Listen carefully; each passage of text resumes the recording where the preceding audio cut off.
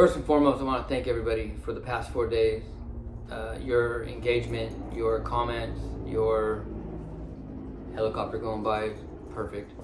I hope that these 4 stories that I've shared about my brothers, whether they died in combat or came home and died by overdose or suicide, that you understand a little bit more about what it means to sacrifice your life, whether in combat or when you come home due to experiences and trauma and whatnot, that you understand a little bit more about what this holiday really means.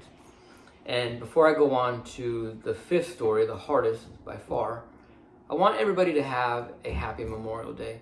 There are some people out there that say, don't say happy Memorial Day.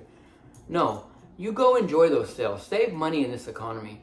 Go have some drinks with your friends. Go barbecue. Be with your family. Swim. Picnic. Go to a park. Enjoy your time off. If you're off. Have a good holiday. Happy Memorial Day. Because I can promise you the 5 men whose names are on the back of this shirt did not die so that we can live miserably and sad every Memorial Day weekend and be depressed. No, they died so that we can have the freedoms and liberties with which we have in this country. I knew all 5 of these men, and I can tell you, they'd want you to go enjoy yourselves, all of them. All of them. So on behalf of them, I think I have the authority to say Happy Memorial Day. Please, have a good weekend. Okay, so this story never gets easier to tell. You would think over time it would, but it doesn't. And that's okay, because I do fear that one day I'll wake up and I won't feel the emotions connected to it, because it has impacted me. Up until my mother's suicide, this was the worst day of my life, but it is by far the 2nd worst day of my life that I'm about to tell you. As I've said in the past 4 days and many times in the past, in Afghanistan in 2011 and 2012, we were stationed on a tiny little outpost in eastern Afghanistan, about the size of 2 football fields, maybe. It was tiny for an outpost. And on that outpost, you had our B huts where we lived, you had our talk, where yesterday's story, Staff Sergeant Barnett worked, our mortar pit, a landing zone for helicopters, and over here, all the Afghan Army guys. With us and our support people, so our mechanics, our cooks, Sergeant Barnett and the commo guys, and the mortarmen, and then of course our platoon, it was like 25 Americans. And then over here, it was like 40 Afghan Army guys. They stayed over there, we stayed over here. Around August, we were getting ready to go home. We knew that the Chalks flying home were going to start sometime in late September, October. We would definitely be home by Thanksgiving is what we were told. And we were kind of winding down. We weren't getting complacent, but we were winding down. And we knew that the home stretch was staring us in the face. Around that same time, the U.S. government was working out a deal with the Afghan government that a lot of these little outposts that we were on, and those like ours, were going to start getting handed to the Afghan Army, which meant that the Americans, once we left on that deployment, we wouldn't be getting relieved by 101st Airborne or 82nd Airborne or a Ranger unit or anybody. Like we were leaving, and the Afghan Army was taking full control of that outpost for like the first time in 4 years. So we were also on top of pulling missions and pulling security of the outpost. We were packing up, because when we weren't just going to pop smoke and leave. Like when we left, we were taking a bunch of our shit with us. So, computers, cameras, weapon systems, name it. Like everything that was American was coming our way with us and going either back to the States or going to different American ran FOBs and outposts. So we were busy. It was pulling missions, pulling security, packing. I mean, there was never a dull moment. There wasn't like coming back from missions and popping up your laptop and watching movies and TV shows or whatever you're watching. That wasn't the deal. We were busy. So our guard was down a little bit. And as that was happening, because it was going to be becoming an Afghan Army outpost when we left, they were sending in more Afghan Army guys. So by August, there was probably 50, 60 There was a significant amount more of Afghans on the outpost than had been for the past 8 months. We had known our Afghan Kandak, our Afghan company. We've gone on missions with them. They've lost guys. We hadn't lost anybody in our platoon up until that point. It was Vincent Ellis in 1st Platoon and some of the other guys, in the battalion that had been lost. But our platoon, Task Force 3 Charlie, has not lost anybody. Through all the firefights and IEDs and small kill team interactions, like we were lucky. So all these new Afghan guys are coming on, and we didn't know them. Lots of new faces walking around, and it was like we noticed it. So on August 7th, we wake up, and we had a mission of the day, a simple route recon. We're gonna hop in the LMTVs, the trucks, and the MRAPs, and we're gonna drive a couple clicks north to the switchbacks, get out, dismount, post up, either wait for a gunfight or see what we can find, and then come back. We found nothing. So we drove back, and we get back, and my fire team consisted of Specialist Howley, my machine gunner, Specialist Gillette, my marksman. He carried an M24 long rifle, and then my rifleman, Ethan Martin, Specialist Ethan Martin. That previous night, Martin had not woken up for guard duty. And, Martin he was a great guy.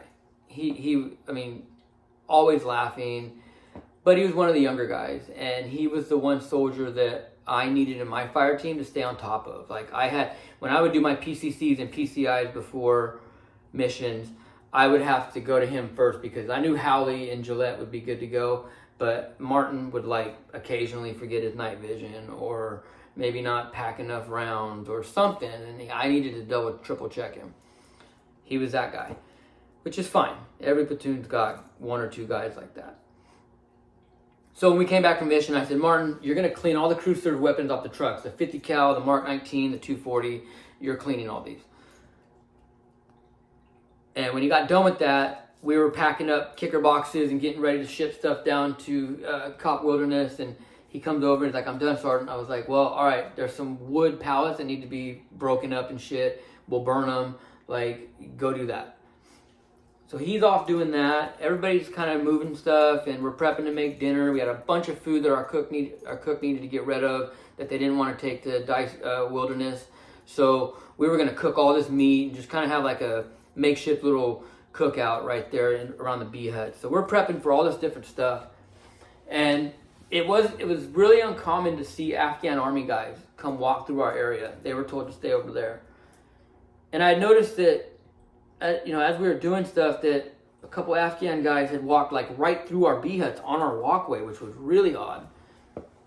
And they went over to talk to Doc Lario, our medic, about some first aid stuff, and then they walked back. And I remember as the one guy walked back, we had a dog on our outpost that we had kind of adopted, and he kind of kicked the dog. And I remember thinking what the fuck, dude? It's odd to see them here, but you're coming over here talking to our medic, and now you're kind of shooing and kicking our dog. That was odd. And as we're doing stuff, the guys, there was a long bench against the bee huts, and the guys are sitting here. It was Howley, Gilson. Martin had asked to take a break, and he's smoking a cigarette next to Gilson, and some of the guys are just hanging out. The rest of the guys are either taking breaks or whatever. And I walk into a bee hut to start packing up a tough box, and I hear these pops. And, I've been in a combat zone for 8 months, and I remember the first thing I thought was, what the fuck? Who the fuck's lighting firecrackers? What is that? And then within a few seconds, it dawned on me, oh shit, we're being hit. And I remember as I turned around to look down the doorway, I hear a phew, and heard things hit the back door of the bee hut. And I look, and as I look back down I look at where it just hit, and as I look back, there's an Afghan Army guy pointing his rifle in the doorway and taking shots. So I take cover behind this tough box, and it stops, and then I start hearing screams and continued gunshots. And then as I peek up, I look over, and my rifle's at the front of the fucking B hut. I had set it down as I went in there. Sergeant Stretch comes running through, and he kicks the door out the back. And behind him comes Howley, and there's just blood dripping all down, and I'm like, fuck.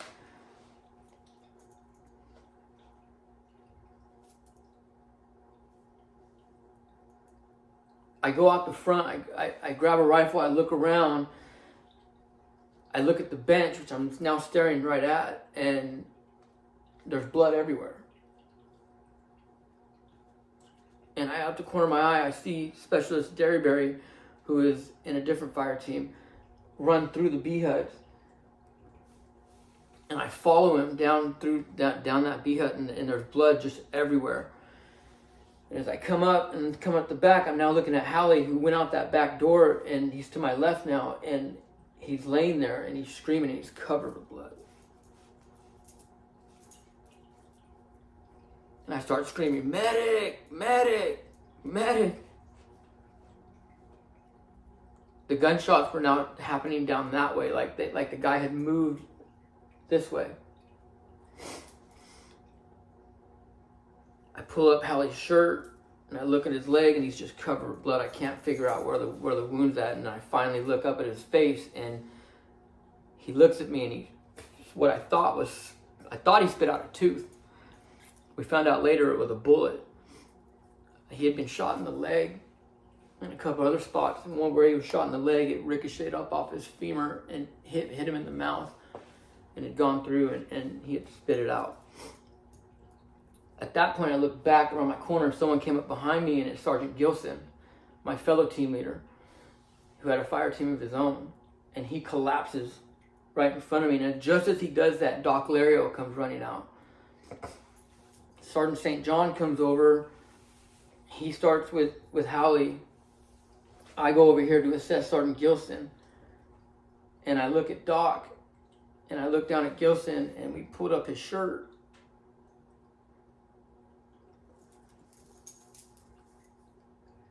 The best way I could describe it was like somebody had just opened up your chest, and it was just white and bloody, and he couldn't breathe. And I remember I looked up at Doc, and Doc looked at me,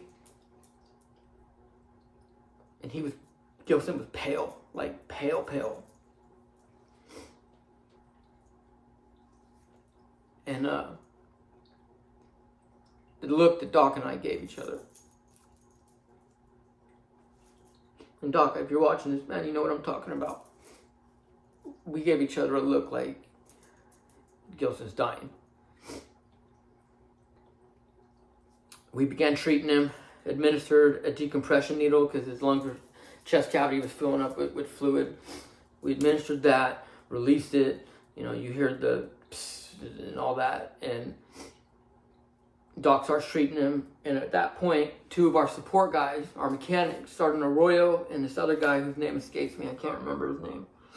They come in with their rifles, and I tell them, start pulling security, shoot anything that moves that's not American, like fucking anything in between these two trucks that you see, fucking shoot them. And they start pulling security right there. And we've now developed our casualty collection point. Doc's bouncing back and forth. I'm like, I gotta go assess what's going on up there, like behind this B hut. So I run back through the two B huts. I link up on the patio with Sergeant Tackett. Sergeant Tackett, another team leader from Bravo section. He's standing there and he's looking around, and the look on his face, and it got kind of quiet for a few seconds. As we were previous to all this, as we were sitting there smoking and joking and hanging out, and the guys were on the bench and chilling, we had put music on. Somebody had picked Bob Marley. And I remember Manley sitting there with Tackett, just surrounded by blood. And on the bench, there was this big glob of blood, like this big, like thick, coagulated looking blood mark, like about that big. and Bob Marley playing, and it smelled of blood. I told Tackett, I said, Tackett, dude, take cover by that bunker, because there was a bunker at the end of the B hut. I said, take cover at that bunker, and fucking, same thing. I said, fucking look out, man. Anything that's not American, fucking waste it. And Tackett takes a knee, and he goes over there, and as he does that, Lieutenant Lee comes running up, and Sergeant Masterson comes running up, and I'm like, this is the situation, man. Like, fucking Afghan Army guys just start shooting us. I got CCP over there. Sergeant Masterson runs over there. Lieutenant Lee I start giving him a sit rep. I said, we got fucking Howley down. We got fucking Derryberry over there somewhere fucking injured. And we got Gilson who's fucking dying. And all this blood. At that point, I look to my left, and out comes Clint Matoka from Texas, a machine gunner in Bravo section. And he's got his gun, but he's like staring like straight. I'm over here, he's staring straight. And Lieutenant Lee goes to CCP to check on the men. He's on the radio and shit, dude, and like he's talking to Sergeant Barnett up at the top. I shared his story yesterday. And as I walk in between two HESCO barriers, in between the two B huts on each side, I look at Matoka, and he's standing there with a big dip in his mouth. He's from Texas. He's got his Mark 48, and he's looking straight ahead. So I follow his eyes, and I see two pairs of boots. Like somebody laying down. I said, oh fuck, we got another injured. I hear Clint say, I watched him go.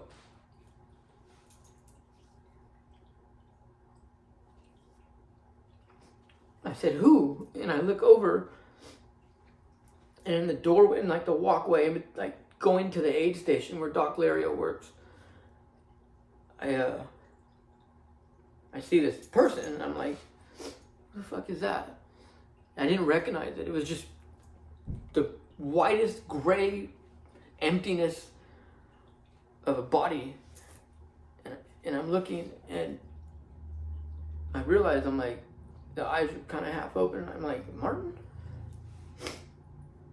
And I kicked the boot. I'm like, Martin, wake up. I was like, Martin, get up. You good? Martin. And there was some blood on his chest.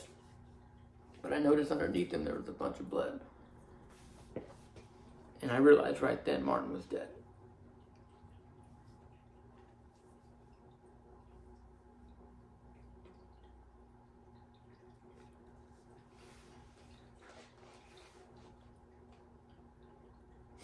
This is my soldier. This is the guy who was where he was because I put him there. I told him, like, take a break, whatever. And just after that, Lieutenant Lee comes up behind me and started mashing. I said, Martin's dead. And I remember Lieutenant Lee's like, what? And I said, Martin, he's dead. Martin's dead right here. And Sergeant Masterson comes up behind me and pulls me up. And we have to start clearing. He's like, let's go. He goes, and like, him and Lieutenant Lee had an interaction. And we start clearing our own fucking outpost. Going B hut to B hut. We're clearing everything. I think Sergeant St. John joined us, and Sergeant Heimpo, we had a couple guys join us, and we're clearing the mortar pit. We're kicking in doors of the mortar pit because we don't know what these fuckers are hiding.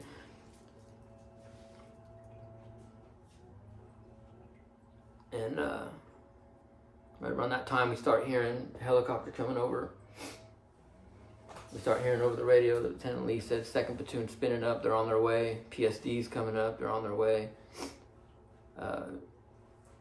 There was no Afghan guys in sight.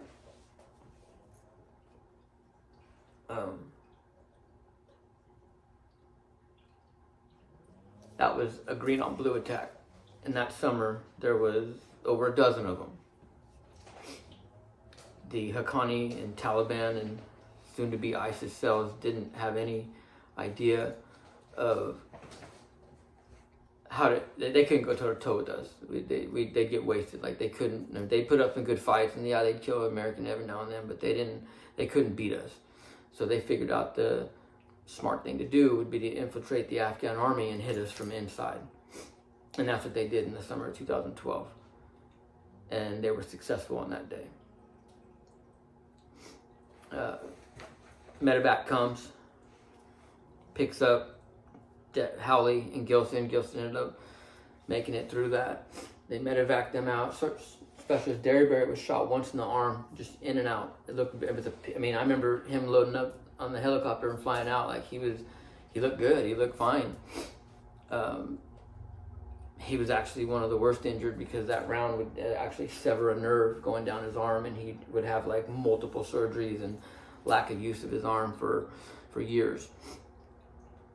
Devin Halley was shot multiple times, had numerous surgery to replace, tissue and whatnot on his face and on his leg. Gilson would have multiple surgeries. They lived. Martin did not. And, he was from Bonners Ferry, Idaho.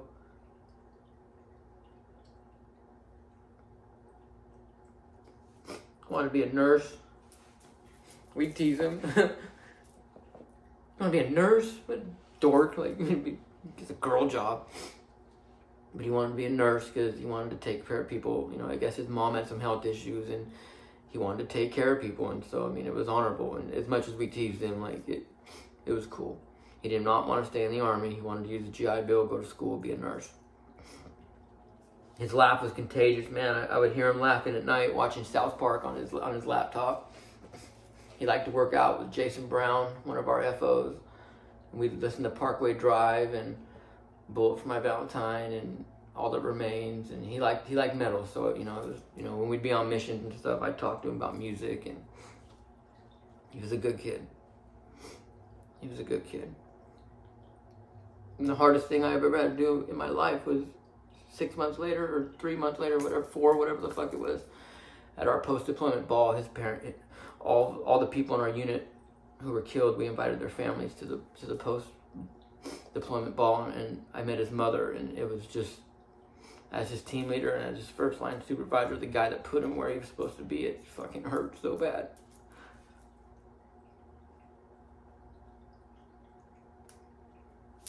I didn't know what to say to her. I met his dad, I met his stepdad. I didn't know what to say to these people, man, but they were so kind and asked me how I was doing. That was the Green on Blue attack, August 7th, 2012. They couldn't beat us in firefights. They couldn't go toe-to-toe with us, so they acted like cowards that they are, and they hit us inside of our outpost when our guys didn't have any body armor on. Most of them, their weapons were, within arm's reach or not even, maybe inside the bee hut. We were where we sleep, where we live, in the comfort of our safety, with our outpost being guarded. Cowards. I get this tattoo for Martin. My children know who he is. I show them this picture. They know him. They know who Martin is. So, that's that. I appreciate you watching. I appreciate you listening. This holiday's about these men that I've talked about for the past 5 days. So enjoy yourself, man. Barbecue, have fun. Be with your loved ones.